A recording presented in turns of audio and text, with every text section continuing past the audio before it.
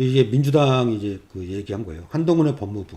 윤석열 사법 리스크 덮기에 패소할 결심한 것입니까? 법무부의 패소할 결심. 윤석열 전 검찰총장 징계 처분 취소 소송 보시면 1심에서 이겼어요. 누가? 우리 대한민국 정부가 윤석열 그 대통령이 자기가 검찰총장으로 있으면서 징계 받았잖아요. 그에 대해서 그 취소 소송을 제기했거든요. 근데 1심에서 징계는 합당했다라고 우리나라 정부가 승소를 했습니다. 그때 이제 장관이 추미애 장관이었고 지금 현재는 한동훈 장관이죠. 법무부가 지금 소송을 하고 있는 거예요. 누구랑? 윤석열 대통령하고. 근데 이제 2심에 갔더니 이제 바뀝니다. 1심 승소한 법무부 변호인을 법무부 장관 지시에 감독받는 정부의 법무공단 소속 변호사로 교체를 했습니다. 그러니까 증인 신청 2심을 앞두고 어떻게 하고 있냐. 법무부 장관 한동훈이 피고고 대통령 윤석열이 온 거죠. 증인 신청을 한 명도 안 했어요. 한동훈 장관은. 윤석열 대통령 3명을 신청했고 첫 변론기일 전 준비 서면 제출해서 서면을 제출해야 되거든요. 재판부에. 근데 딱 한 번 제출했죠. 한동훈은. 윤석열 대통령은 5번이나 제출했죠. 성명 준비 명령, 소송 절차 진행 의견서만 제출했다는 거죠. 간단하게. 결국 고양이한테 생선 맡긴 거 아니냐. 법무부는 피고 법무부 장관, 원고 윤석열, 공사 구별로 공정하게 재판에 임하라. 이런 식의 근거를 했습니다. 여러분들 다 잊어버리셨죠? 윤석열 대통령이 검찰총장 시절에 이런 징계를 받았다. 그리고 소송을 제기했고 가처분에서 이겨가지고 또 마치 이긴 것처럼 했잖아요. 근데 1심 본안 소송에서는 졌습니다. 윤석열 대통령이.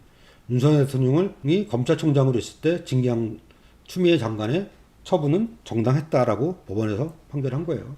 그러니까 대통령 관련해서 더 얘기할게요. 동아일보 보도입니다. 이거는 특이하게. 보수적인. 대통령과 영부인은 제로성 관계다. 김건희 씨가 이런 얘기를 했대요.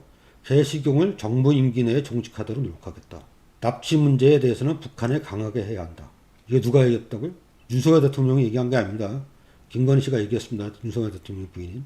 그리고 대통령실에선 대통령이 방미 준비 등으로 챙기지 못하는 일정을 김 여사가 대신 챙겨주기 요청했다거나 국정 파트너로서 적극 역할을 당부했다는 거죠. 국정 파트너는 야당입니다. 김건희 씨는 가정의 파트너겠죠. 그냥 부부예요, 부부. 국정 파트너가 아니라 그냥 파트너. 관련해서 아닌 게 아니라 윤석열 정부는 출범 초기부터 상식적으로 납득할 수 없는 일들의 연속이었다. 국민과 소통 강화를 내세웠지만 대통령실의 전격적인 용산 이전은 여전히 그 진정한 이유를 알 수 없는 의문투성이 결정이었다. 여러분도 그렇게 생각하시죠? 대통령 부인의 역할을 축소하기 위해 제2부속실을 폐지한다고 했지만 공호연이 일정의 동반자로 아까 파트너까지 격상되면 나날이 그 활동 영역을 넓혀가고 있다. 미국에서 어떤 또 그 활약상을 보일지 기대가 됩니다. 그 보도하는 양태를 보시죠. 윤석열 대통령 지금 지지율이 상당히 안 좋잖아요. 부정평가가 64.7%입니다. 조선일보가 그럼 어떻게 보도하냐. 윤 지지율 8개월 만에 최저치. 긍정 33.2, 부정 64.7%. 조선일보 계열사들이에요. 조선비주가 문재인 대통령에 대해서 부정평가 62%, 문 대통령. 하평 총리 내세워도 레임덕 못 막을 듯. 관계지인 주간조선. 지지율 30% 문 대통령 레임덕. 부정평가 55% 넘는 순간 무너진다. 그럼 어떻게 됐습니까? 저기 윤석열 대통령도 무너져야죠.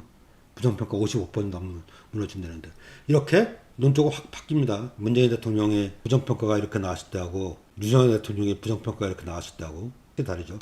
문재인 대통령은 임기 말 가장 지지율이 높았던 대통령입니다. 우리나라에서.